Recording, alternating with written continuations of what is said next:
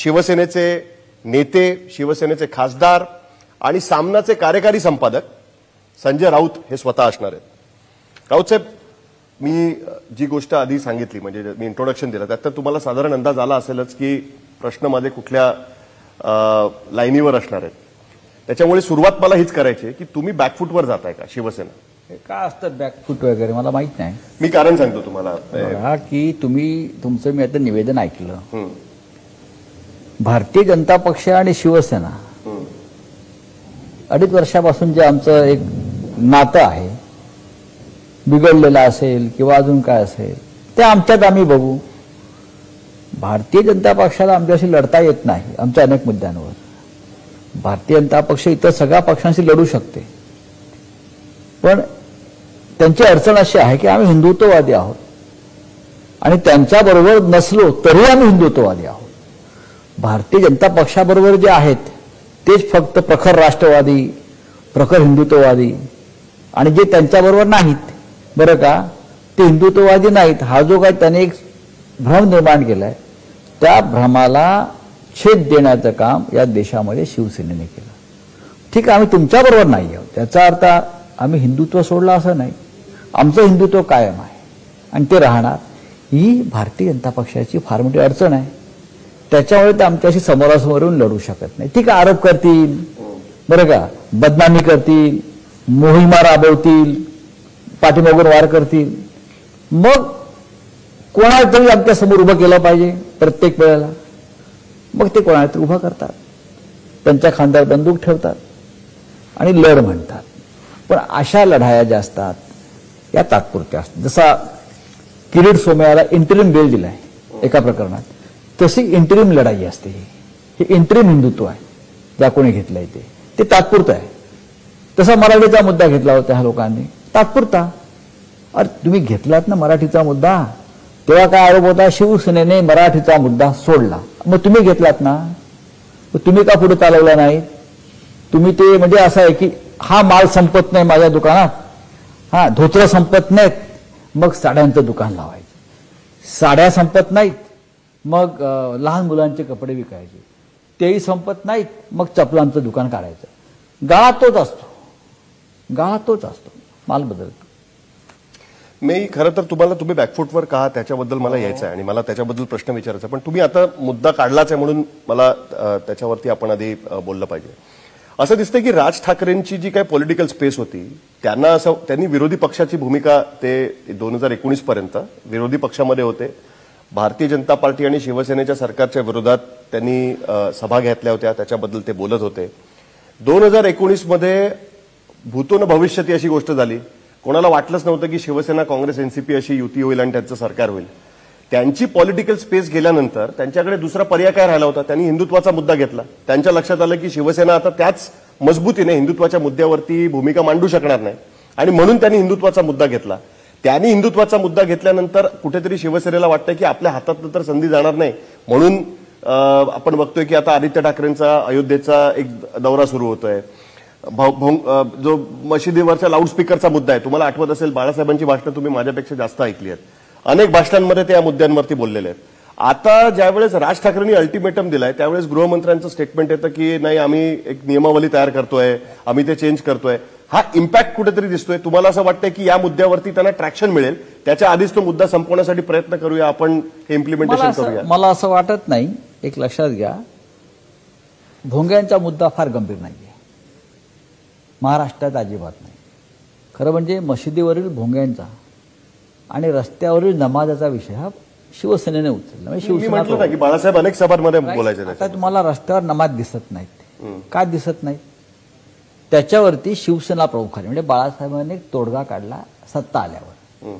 महाराष्ट्रात जेव्हा सत्ता आली शिवसेनेची प्रथम म्हणजे मनोहर जोशी मुख्यमंत्री झाले, गोपीनाथराव मुंडे डेप्युटी सीएम झाले, तेव्हा जे वचन होतं की रस्त्यावरची नमाज आम्ही बंद करू, शिवसेना प्रमुखांनी आकांडतांडव नाही केलं। त्यांनी मुस्लिम समाजातल्या प्रमुख नेत्यांना बोलवलं आणि विचारलं की मी लोकांना वचन दिलं रस्त्यावरची नमाज बंद करेन, कसे बंद होणार मला सांगा, तुमची अडचण काय? कुराणामध्ये सांगितलंय का की रस्त्यावर नमाज पडा? कोणत्या धर्मग्रंथात तुमच्या सांगितलंय की की रस्त्यावर नमाज पढा, नाही म्हणाले ते. मग तुम्ही रस्त्यावर नमाज पढून लोकांना का अडचणी निर्माण करताय? त्यांचं म्हणणं आहे की आमच्या मशिदी लहान आहेत, मशिदीत जागा नाही नमाज पढायला. दुपारच्या वेळेला की लोक 5 वेळा नमाज पडतात, कधी कधी महत्त्वाचा त्या शुक्रवारच्या नमाजला लोक जास्त होतात. मग नाईलाजानं आम्हाला रस्त्यावर नमाज पढावा लागेल. रस्त्यावर नमाज पडू देणार नाही म्हटलं मी तुम्हाला. मला सांगा तुम्हाला काय हवं आहे. मग आमच्या मशिदीच्या जागा वाढवण्यासाठी आम्हाला FSI वाढवून द्या. ठीक आहे, देतो म्हटलं. शिवसेना प्रमुखांनी मुख्यमंत्र्यांना सांगितलं रस्त्यावर नमाज होणार नाहीत. मुस्लिम समाजाची जी मागणी आहे मशिदींचा FSI वाढवायची ती आपल्याला पूर्ण करायची आहे. त्यानंतर FSI वाढवून दिला, मशिदींचा आकार वाढला. आता रस्त्यावर नमाज कोणी पडत नाही. पण राऊत साहेब तुम्हाला आठवत असेल त्यावेळेस नमाज रस्त्यावर होतात तर मग आम्ही महाआरती करू झालं अशी ना? भूमिका शिवसेनेने घेतली होती. राज ठाकरे आज तीच भूमिका घेत आहेत की भोंगे बंद होत नसतील तर आम्ही लाऊडस्पीकर लावू. बघा नक्कल आहे. कोणी नक्कल करत असेल, तुम्ही करत नाहीत म्हणून ते करतायत असं त्यांचं आम्हाला म्हणणं. नक्कल करायची गरजच नाही. आम्ही ओरिजिनल आहोत ना. कार्बन कॉपी पूर्वी होते ना, कागद टाकायचा आणि कार्बन कॉपी काढायची. आम्हाला त्याची गरज नाही. तुम्ही त्यांची आणि आमची अजिबात तुलना करू नका. तुम्ही भारतीय जनता पक्ष आणि शिवसेनेची हिंदुत्वाच्या बाबतीत तुम्ही तुलना करू नका. तुम्ही तागडे घेऊन बसू नका. जे आहे ते आहे. आम्ही कोणाचं पाठलाग करत नाही. आम्ही दुसऱ्यांनी तयार केलेल्या रस्त्यावरून हा आमचा रस्ता सांगत नाही. आज मेसेज हाच जाईल ना की राज ठाकरेंनी अल्टिमेटम दिल्यानंतर गृहमंत्री म्हणतात की आम्ही. मला असं वाटत नाही. मला अजिबात असं भोंग्यांचा विषय महत्वाचा नाही. हा भोंग्यांचा विषय जो आहे आता शिवतीर्थावर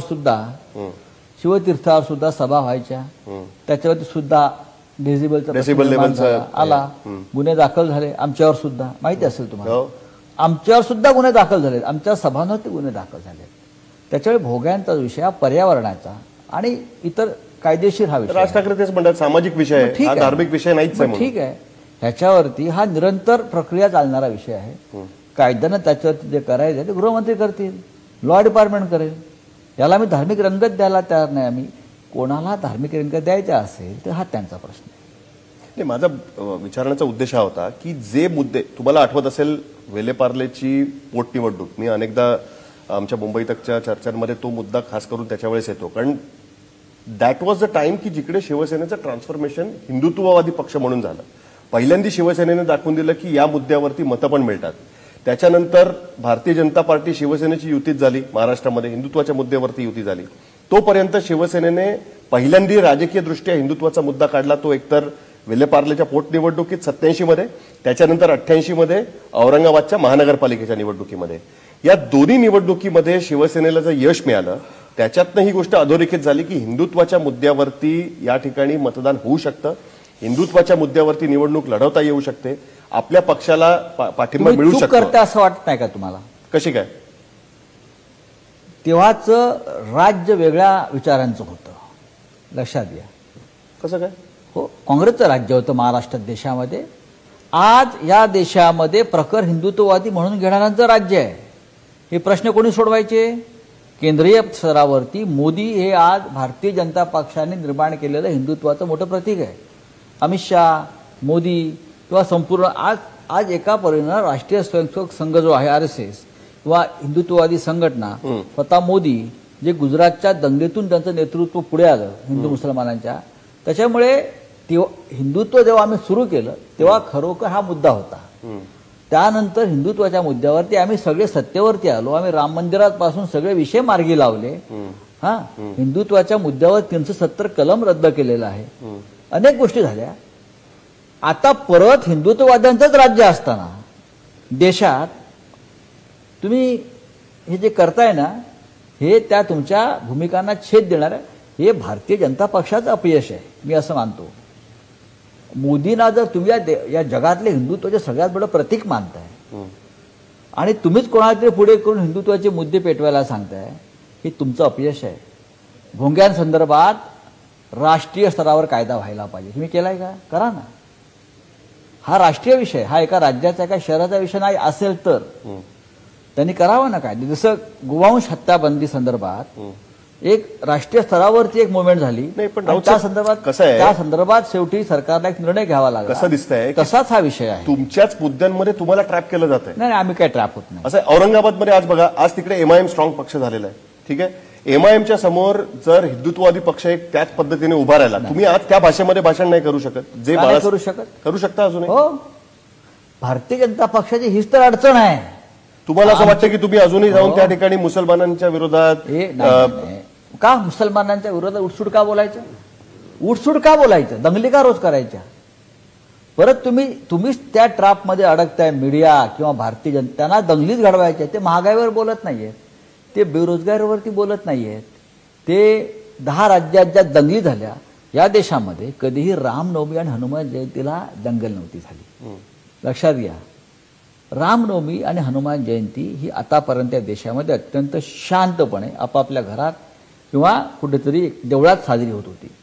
ह्या वेळेला प्रथमच रस्त्यावरती हनुमान जयंती आणि रामनवमी साजरी करून या लोकांनी दंगली केल्या.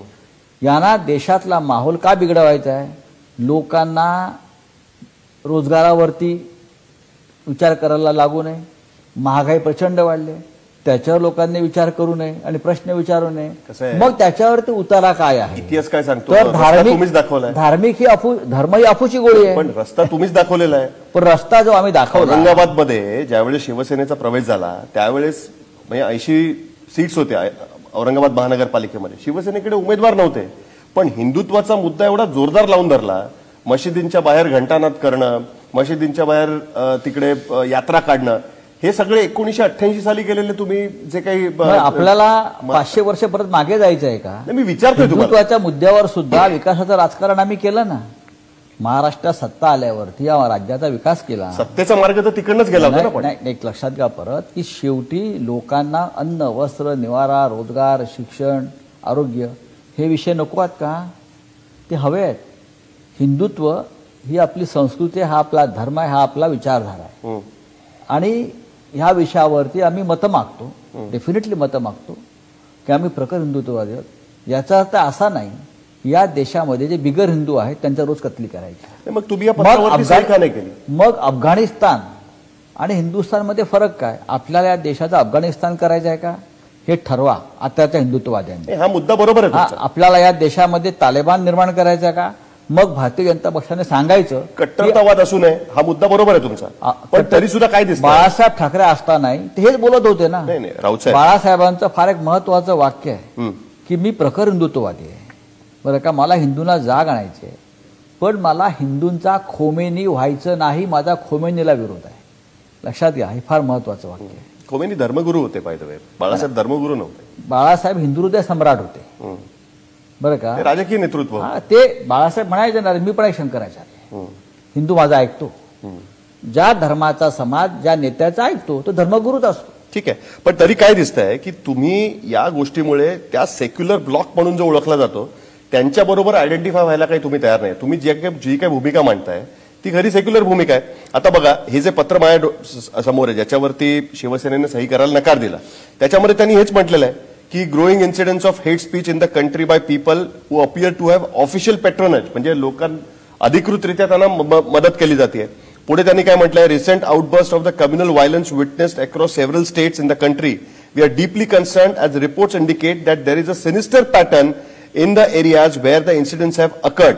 पुढे त्यांनी असं म्हटलेलं, वाचलंय पत्र, मी वाचलंय, तुम्ही खालची सह्या तुम्ही बघितल्या असतील, ते हे पाहिलंय. असं दिसतंय की शिवसेनेला सोनिया गांधी, शरद पवार, ममता बॅनर्जी, स्टॅलिन, सीताराम येचुरी यांच्या बरोबर सही करून अजून एक मुद्दा मनसे आणि भारतीय जनता पार्टीला मिळवून द्यायचा. याआधी अनेक विषयांवरती आम्ही ह्यांच्या बरोबरीनं उद्धवजींनी सही केलेली आहे. आमची अशी, हा मुद्दा का नाही? आमची अशी भूमिका आहे की देशात दंगलीचं वातावरण राहणं हे अर्थव्यवस्था जी आता कुठे उभारी घेते त्याला उद्ध्वस्त करण्यासारखं आहे. महाराष्ट्रामध्ये हे जे तुम्ही यातला हा जो मुद्दा आहे तो महाराष्ट्राला लागू पडतोय की दंगल करणाऱ्यांना केंद्र सरकार खतपाणी घालत आहे. त्याचा या राज्यालाही त्रास होतोय. जे भोंग्यांचे वगैरे विषय काढले आहेत हे कोणीतरी भोंगे त्यांच्या हातात दिलेले आहेत. तर या भोंगेवाल्यांशी आम्ही आमच्या पद्धतीनं निपटू असं आम्हाला म्हणायचं आहे. हे आम्ही आमच्या पद्धतीनंच निपटायला पाहिजे. कारण जे पत्रात लिहिलेलं तेच तुमचं स्टेटमेंट आहे आज सकाळचं. म्हणजे तुम्ही एक्झॅक्टली ह्याच भाषेमध्ये बोललेलं आहेत की जे सत्ताधारी पार्टीकडनं केलं जात आहे ते दुर्भाग्यपूर्ण आहे. दंगली पेटवल्या जात आहेत, तुमच्याजवळ काही मुद्दे नसल्याने निवडणूक लढण्यासाठी तुम्ही हे सगळं करताय. हे सगळं तुम्ही बरोबर आहे. एक्झॅक्टली ते तुम्ही हो, असू द्या ना मग. मग तरी सुद्धा तुम्हाला बघा, ह्या पत्रावरती अनेकांनी सह्या केलेल्या नाहीये, नसतील. समाजवादी पार्टीची सही नाहीये, मायावतींची सही नाहीये, के चंद्रशेखर रावांची सही नाहीये. समाजवादी पक्षाचा यांच्याबरोबर सरकार तरी कुठे आहे? असं आहे की सरकार असणं आणि विचारधारेबरोबर जाणं फरक आहे. सरकार महाराष्ट्रातले किमान समान कार्यक्रमावरती सरकार आहे. विचारधारेवरती कोणते सरकार महाराष्ट्रात नाहीये. कॉमन मिनिमम प्रोग्राम तो काय आहे? अन्न, वस्त्र, निवारा, शिक्षण, आरोग्य, लॉ अँड ऑर्डर, बरं का, ह्याच्यावर सरकार चालू आहे. आणि मला वाटतं की देश आणि राज्य ह्याच मुद्द्यावर चालतं, हे बरोबर आहे. दंगलींवर नाही चालत. अजूनही मी त्याच मुद्द्यावर होते. तुम्ही जे म्हणताय तेच पत्रात लिहून सुद्धा महाराष्ट्रामध्ये बाळासाहेब ठाकरेंनी राज्य आणल्यावर या राज्यात एकही दंगल झाली नाही. राऊत साहेब, तुम्हीच म्हणत होतात की सगळ्या विरोधी पक्षांनी वेगळ्या मुद्द्यांवर एकत्र आणलं पाहिजे. आम्ही बघितलं की तुम्ही राहुल गांधींना घेऊन येताय, कधी सोनिया गांधींना भेटताय, कधी तुम्ही पवारांबरोबर ती भूमिका मांडताय दिल्लीमध्ये. मग या पत्रापासून दूर राहण्याचा दुसरा अर्थ काय निघतो? हा किरकोळ विषय आमच्यासाठी, हा काय चर्चेचा कुठेतरी विषय त्या नाही. सेक्युलर ब्लॉक बरोबर आम्हाला आयडेंटिफाय व्हायचं नाही, तर आम्हाला महाराष्ट्रामध्ये टार्गेट करतील की तुम्ही आम्हाला हिंदुत्व. कोणीही टार्गेट करणार नाही. आम्ही ते टार्गेट फेल करायला, टार्गेटला टार्गेटनं उत्तर द्यायला आम्ही समर्थ आहोत. काय तुमची स्ट्रॅटेजी? काय नाही स्ट्रॅटेजी, येऊ द्या ना अंगावर. आम्हाला माहिती आहे कोणाची मजल आणि कोणाची धाव किती आहे, कोण किती फूट उडी मारू शकतो आणि त्याला किती दम लागेल. मग आदित्य ठाकरेंचा अचानक का दौरा ठरला असं कोणी म्हटलं आपल्याला? आधीपासून होतं? नक्कीच. आदित्य ठाकरे अयोध्येला का आज चालले आहेत? की आम्ही सगळे अयोध्येला आज जातो का? 30 वर्षापासून जात आहोत ना. आमचाच पक्ष जो आहे, भाजपाने तर तो विषयच गुंडाळून ठेवला होता. उद्धव ठाकरे गेले अख्खी शिवसेना घेऊन, त्यानंतर त्या विषयाला परत चालना मिळाली ना, सगळ्यांना माहिती आहे. उद्धव ठाकरे आतापर्यंत अयोध्येत 3 वेळा गेले, मुख्यमंत्री नसतानाही गेले आणि मुख्यमंत्री झाल्यावरही गेले. माझ्यासारखा माणूस तर गेले 30-35 वर्ष जातोय. दुसरं असं आहे की बाबरी पाडण्यासंदर्भात जे खटले विशेष न्यायालयानं दाखल केले त्याच्यामध्ये आम्ही सगळे आहोत. माझ्यावरती मी आरोपी आहे. आज तर क्रेडिट भाजप घेते जरा की आम्ही बनवतोय मंदिर. बघा, श्रेयवादाला अंत नाही. क्रेडिट काय आहे? त्या श्रेयवादाला का अंत आहे का? तुम्ही कसले क्रेडिट घ्याल? आता परवा सांगण्यात आलं भारतीय जनता पक्षाकडून किंवा कोणी सांगितलं की आता आम्ही अखंड हिंदू राष्ट्र बनवणार आहोत. अरे बनवा ना, आम्ही म्हणतो. आम्ही स्वागत केलं ना. मला वाटतं सरसंघचालकांनी सांगितलं. आमच्यासाठी ते आदरणीय आहेत. जरी हा अखंड हिंदू राष्ट्र होणार असेल, तुम्ही पाकिस्तान आणणार असाल, नुसतं काश्मीर नाही तिकडलं, पाकिस्तान आणणार असाल, नेपाळ, म्यानमार, श्रीलंका, अफगाणिस्तान, बरं का, हे सगळे आपला हिंदुस्थानचाच एक भाग होते. अशा प्रकारे तुम्ही एक विशाल अशी महासत्ता हिंदुस्थानला बनवू इच्छित असाल, तेही 15 वर्षात, तर शिवसेना तुमचा फोटो लावून रोज पूजा करेल. मला ऍक्च्युली त्याच्यामुळे आम्ही सेक्युलर की अनसेक्युलर सोडून द्या, पण राष्ट्र तुम्ही घडवताय ना अखंड, जे आमचं स्वप्न आहे, जे सावरकरांचं स्वप्न आहे, जे बाळासाहेब ठाकरेंचं स्वप्न आहे, जर तुम्ही ते पुढे घेऊन जाताय तर नक्कीच आम्ही तुम्हाला तुमच्या मागे जाऊ. ठीक आहे. मला कोल्हापूरच्या निवडणुकीकडे यायचं, कारण कोल्हापूरच्या पोटनिवडणुकीमध्ये हिंदुत्वाचा मुद्दा फार जोरात लावून धरण्यात आला होता. पण त्यापूर्वी मला एक प्रश्न, त्याच्याकडे जाण्यापूर्वी एक प्रश्न विचारायचा आहे. काय दिसतंय की शिवसेना आणि भारतीय जनता पार्टीची ज्यावेळेस युती झाली त्यावेळेस शिवसेना ज्या अग्रेसिव्हली हिंदुत्वाच्या बाबतीमध्ये काही गोष्टी बोलू शकत होती, जे भाजप बोलत नव्हतं. भाजपचं हिंदुत्व हे नेहमी सोज्वळ किंवा ज्याला बाळासाहेब म्हणायचे साजूक तुपातलं तशा टाईपचं राहिलेलं आहे. हिंदुत्वाच्या मुद्द्यावरती ज्या पद्धतीने शिवसेनेची आक्रमकता दिसली, खास करून मराठवाड्यामध्ये, औरंगाबादमध्ये असेल किंवा इतर ठिकाणी असेल, तशी भाजपची आक्रमकता कधी नव्हती. आता शिवसेनेची युती काँग्रेस आणि एनसीपी बरोबर सत्ता चालवण्यासाठी झालेली असल्यामुळे कुठेतरी ती स्पेस जी खाली झालेली आहे ती भरून काढण्यासाठी राज ठाकरे पुढे सरसावत आहेत. त्या भाषेमध्ये राज ठाकरे बोलू शकतात, एक वेळ भाजप नाही बोलू शकणार. बघा, याचा फायदा त्यांना मिळू शकतो असं तुम्हाला वाटतं का? उद्या ते एकत्र येऊ शकतील, निवडणूक लढवू शकतील. राज ठाकरेंच्या कालपर्यंतच्या भूमिका पहा हिंदुत्वाविषयी. आम्ही जेव्हा अयोध्येत गेलो तेव्हा त्यांनी काही व्यंगचित्र आमच्यावर काढले. अरे मी राम मंदिर मागितलं नव्हतं, मी रामराज्य मागितलं होतं. बरं का, काय तर म्हणे महागाईवर कोणी बोलत नाही, ह्याच्यावर बोलत ते तेव्हा जे बोलत होते आज ते शिवसेना बोलते. नाही ठीक आहे, नाही सांगतो असं आहे की राजकारणामध्ये अशी सोंग डोंग लोक करत असतात. शिवसेनेचं हिंदुत्व हे आजचं नाहीये. बाळासाहेब ठाकरे जेव्हा मराठीचा मुद्दा घेऊन उभे होते तरी त्यांचा एक कोपरा हिंदुत्वासाठी राखीव होता. हिंदुत्वाची अनेक आंदोलनं केली, दुर्गाडे किल्ल्यापासून मलंगडापर्यंत पाहिलं असेल की हिंदुत्व त्यांचं कायम होतं. बाळासाहेबांनी अचानक हिंदुत्वाकडे उडी मारली नाही. प्रबोधनकार ठाकरेंचं हिंदुत्व होतच. हिंदुत्वातलं ढोंग त्याने नाकारलं असेल, आथाडलं असेल, पण अनेक विषयांवरती त्यांच्या भूमिका स्पष्ट होत्या. शिवसेनेनं गेल्या 30-35 वर्षामध्ये 87 सालापासून खास करून जर आपण पाहिला असेल हिंदुत्वाचा मुद्दा कधी सोडला नाही. याचा अर्थ शिवसेनेने या देशामध्ये धार्मिक विद्वेष निर्माण होणार, देश परत परत तुटावा अशी भूमिका घेतली नाही. आजचं वातावरण जे आहे, ज्या पद्धतीने तुम्ही मुसलमानांना टार्गेट करताय, बरं का, एका विशिष्ट धर्माला टार्गेट करताय, हे या देशामध्ये अशांतता निर्माण करून पुन्हा निवडणुका लढवायच्या आणि त्याच मुद्द्यावर निवडणुका जिंकत त्या समाजासाठी ढाल म्हणून शिवसेना पुढे येईल का आता? नाही, एक लक्षात घ्या, ह्याच्यामध्ये काय होणार, 1944 सालापासून जी परिस्थिती निर्माण झाली त्यातून फाळणी निर्माण झाली, एक फाळणी झाली. आज पुन्हा एकदा आपण त्याच दिशेने एका समाजाला ढकलतोय आणि या देशामध्ये परत दंगलीचा आगडोंब उसळण्यासाठी सध्याचे राज्यकर्ते विशेष प्रयत्न करतात.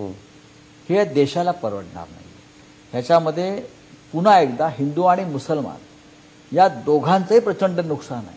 नेत्यांचं नाही, सामान्य या दोन्ही समाजातल्या सामान्य लोकांना आम्ही 92 साली हे अनुभवलं आहे. दोन्ही बाजूने किती हानी आणि काय झालं ते आजही त्याच्या जखमा आम्ही पाहतो. नाही, तुम्ही काय करणार मग? तुम्ही त्यांची ढाल म्हणून समोर उभे राहणार? उद्या जर अशा पद्धतीने लाऊडस्पीकर लावण्याचा कार्यक्रम झाला, हा कार्यक्रम मुळात चालणारच नाही. तुम्ही याला कार्यक्रम म्हणताय ना, तो कार्यक्रम नाहीच आहे.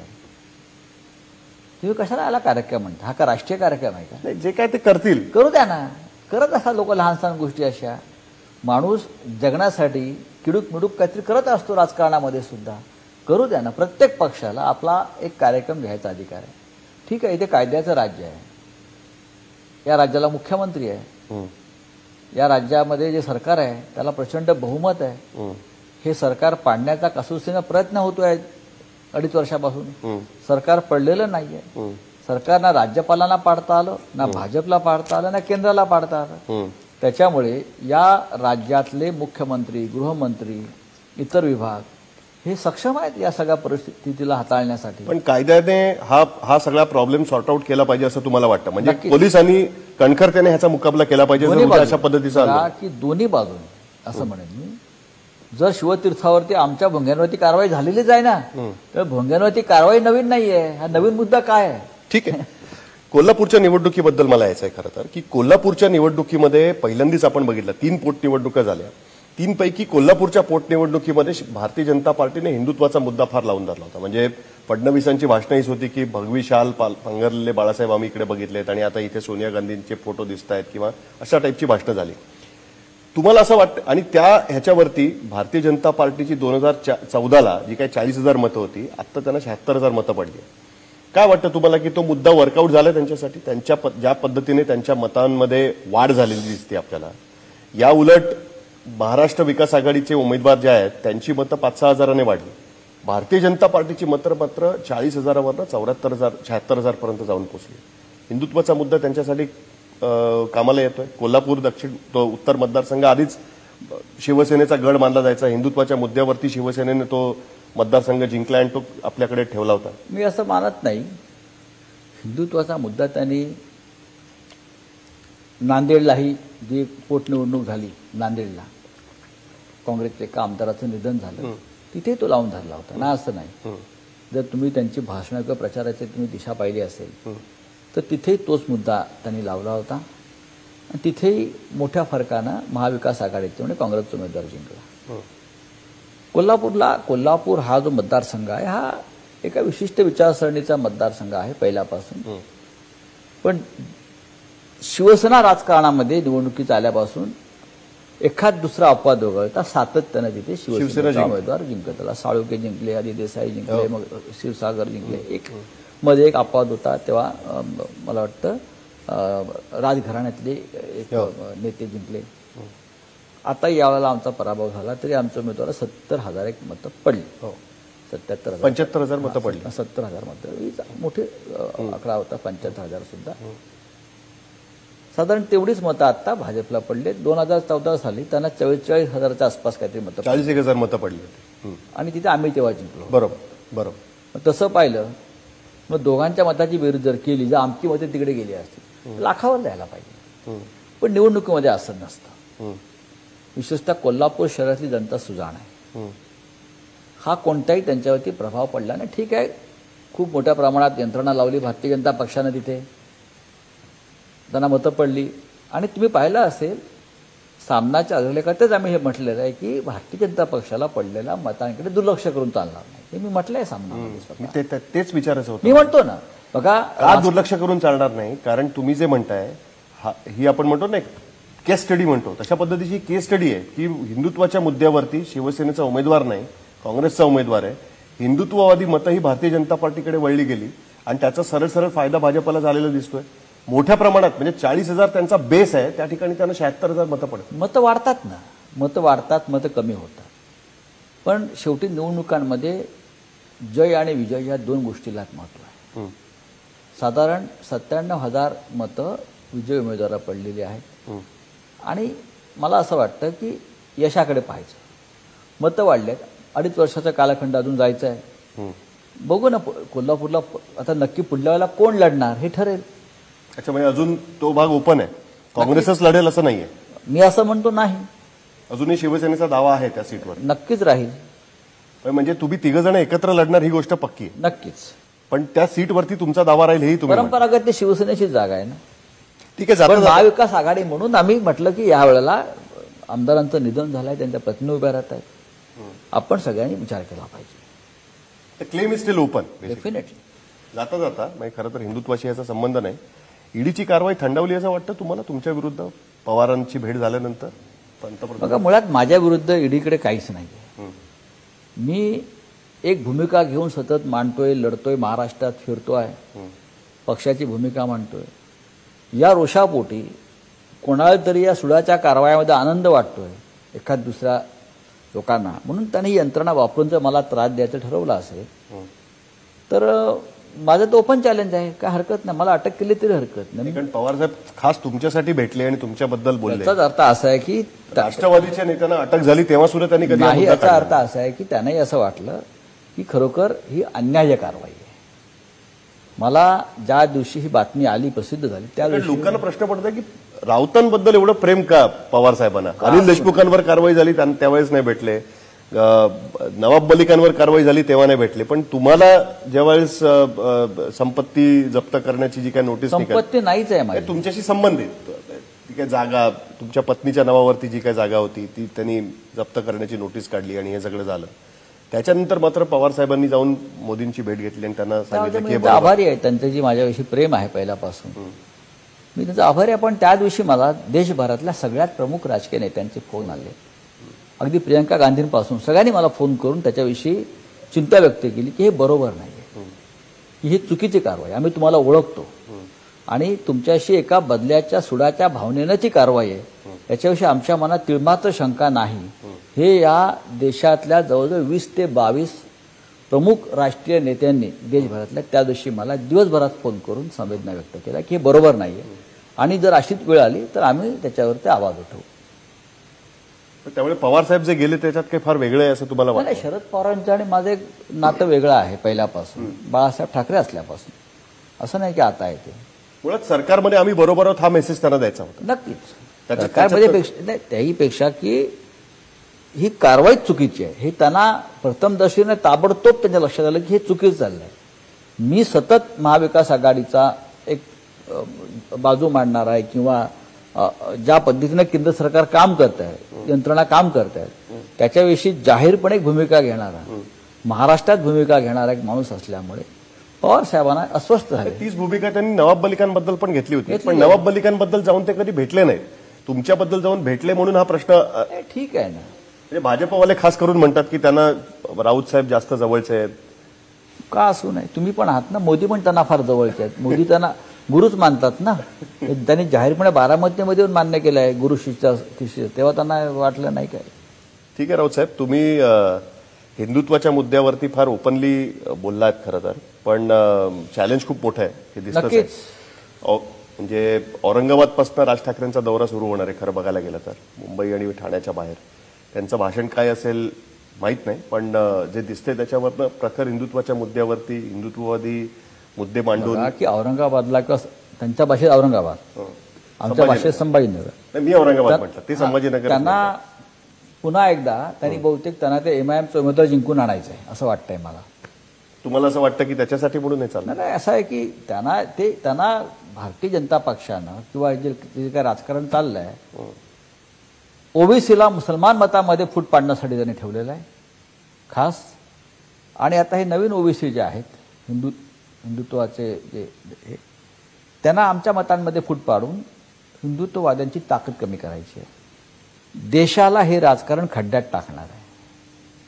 मग तुम्ही मराठी माणसाचं तुम्ही कल्याण करून टाकलं कसं, झालं कसं, संपले मराठी माणसाचे विषय. आम्ही तेव्हाही सांगत होतो हे येतील आणि जातील. शिवसेना हीच मराठी माणसाची खरी आधार आहे आणि ते आहे. आणि हिंदुत्वाच्या मुद्द्यावर पण तुम्हाला हेच म्हणायचं आहे? नक्कीच. मूळ ओरिजिनल ते ओरिजिनल असतं ना, ओढून ताणून नाही ना.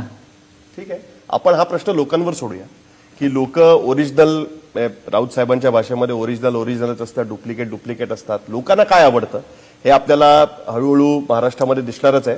महाराष्ट्रामधलं राजकारण सतत बदलत आहे आणि हिंदुत्वाच्या मुद्द्यावरती 3 पक्ष आता त्या मुद्द्यावर आपला दावा करतायत. पूर्वी महाराष्ट्रामध्ये हिंदुत्वावरती राजकारण करणारे फक्त 2 पक्ष होते आणि त्या 2 पक्षांची युती होती. आता मात्र ती परिस्थिती नाहीये. आता त्या मुद्द्यावरती 3 पक्ष राजकारण करतायत. यापैकी कोणाचं हिंदुत्व लोकांना स्वीकारार्ह होतं हे आपल्याला येणाऱ्या काही निवडणुकांमध्ये कळणारच आहे. कारण महानगरपालिकेच्या निवडणुका शेवटी 5-6 महिन्यामध्ये होतीलच. त्यामध्ये आपल्याला दिसेलच आदित्य ठाकरेंच्या अयोध्येच्या दौऱ्यातनं काय निघेल हे सुद्धा आपल्याला बघायचं आहे. पण त्यापूर्वी संजय राऊत, तुम्ही आमच्याशी बोललात आणि तुम्ही सगळ्या प्रश्नांची उत्तर